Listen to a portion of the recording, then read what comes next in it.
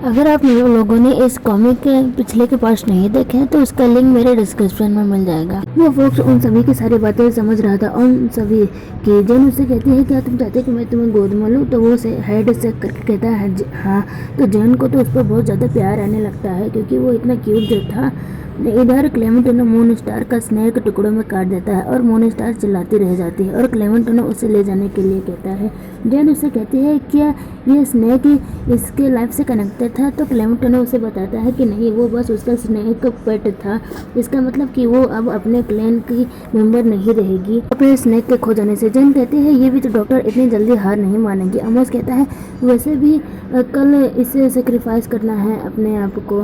क्लेमेंटिनो कहता है जेन को इस लिटिल फॉक्स ने बचाया है। तो अमोस कहता है हाँ, सारे क्रेडिट इस लिटिल फॉक्स को जाता है, लेकिन क्या ये स्नो फॉक्स क्लैन का है? क्लेमेंटिनो कहता है स्नो फॉक्स क्लैन के फॉक्स इतने ज़्यादा पावरफुल नहीं होते, मुझे लगता है कि ये सिल्वर फॉक्स क्लैन का है। अमोस तो शौक हो जाता है। जेन पूछते हैं ये दोनों क्लैन क्या है? तो क्लेमेंटिनो बताता है कि स्नो फॉक्स क्लैन के फॉक्स की ब्यूटीफुल 9 टेल होती है और सिल्वर फॉक्स क्लैन के फॉक्स बहुत ज़्यादा इंटेलिजेंट और फास्ट पावर स्पीड और पावरफुल स्ट्रेंथ होती है। जेन तो शौक हो जाती है और सोचती है क्या यहाँ पर 9 टेल फॉक्स भी एग्जिस्ट करते हैं? क्लेमेंटिनो कहता है सिल्वर फॉक्स बहुत पावरफुल होते हैं पर कोई भी फॉक्स वो सब मतलब दोनों क्लैन के फॉक्स पूरी ज़िंदगी फॉक्स बन के ही रहते हैं। पर अगर वो लोग ह्यूमन में कन्वर्ट हो पाते तो जैसे हम लोग होते हैं तो वो फॉक्स क्लैन सबसे ज़्यादा ग्रेट क्लैन पूरे सारे क्लैन में से होते। तो जेन उस फॉक्स को उन दोनों को दिखाते हुए कहती है इन्हें इंसान में बदलने की कोई ज़रूरत नहीं, देखो ये ऐसे ही कितने ज़्यादा क्यूट लगते हैं। वो स्विस करके कहता है जेन तुम ठीक सही कह रहे हो। क्लेमेंटिनो जेन से उस फॉक्स को उसके क्लैन छोड़ने के लिए कहता है तो वो फॉक्स बहुत ज़्यादा ही क्यूट फेस बना लेता है और स्विस करके कहता है कि मुझे नहीं जाना। जेन तो हैप्पी होकर क्लेमेंटिनो से कहती है देखा तुमने, ये नहीं जाना चाहता, हम इसे अपने पास क्यों नहीं रख लेते? मोस कहता है ला मैं इसे अपने क्लैन लेके जाऊंगा।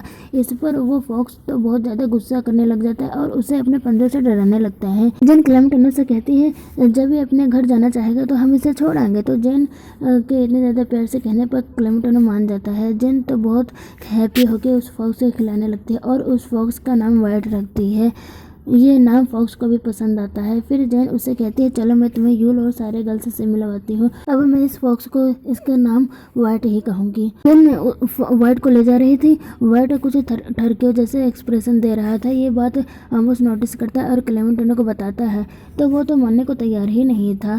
क्लैन के सारे गर्ल्स वाइट से खेल रही थी, तभी वाइट अपने ढरके वाले एक्सप्रेशन देता है और तभी आमोस उसे देख लेता है और क्लेमेंटिनो से कहता है देखो देखो मैं सच कह रहा था। पर जैसे क्लेमेंटिनो देखता है तो वाइट अपने एक्सप्रेशन को चेंज कर लेता है। अमोस तो वाइट पर बहुत ज़्यादा गुस्सा हो जाता है और क्लेमेंटिनो को बताने लगता है, तभी वाइट फिर से वही वाला एक्सप्रेशन देता है और अमोस जैसे ही क्लेमेंटिनो को देखने के लिए कहता है तो वो फिर से चेंज हो जाता है। क्लेमेंटिनो अमोस से कहता है तुम सिंगल हो ना, इसीलिए तुम्हारे साथ ऐसा हो रहा है, और सब अपने अपने घर चले जाते हैं। जेन वाइट के साथ अपने घर पर थी और उससे पूछती है कि आज तुम्हें अच्छा लगा, सारी गर्ल्स तुम्हें बहुत ज़्यादा पसंद करती हैं। वो कहता है बहुत ज़्यादा अच्छा लगा और जेन वाइट के साथ खेल रही थी। तभी क्लेमेंटिनो आ जाता है और जेन से कहता है साय होते हुए चलो देर हो गई है, चलो सोने चलते हैं।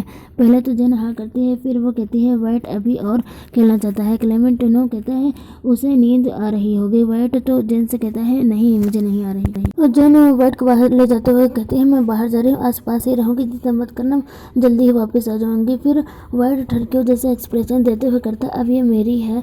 अब जाके क्लेमेंटिनो उसके एक्सप्रेशन को देखता है और शौक होकर सोचता है तो क्लेमेंटिनो सच बोल रहा था। जेन बाहर आके कहती है अब अगर आज वो फिर से मेरे साथ नाइट स्पेंड करता तो मैं अब की बार सह नहीं पाती। इस पर वाइट स्विश करते हुए कहता है तो उसे छोड़ो और मेरे साथ सोना उसके साथ। जेन कहती है बिल्कुल, मैं तुम्हारे साथ पूरी रात तुम्हें हक करके सोऊंगी।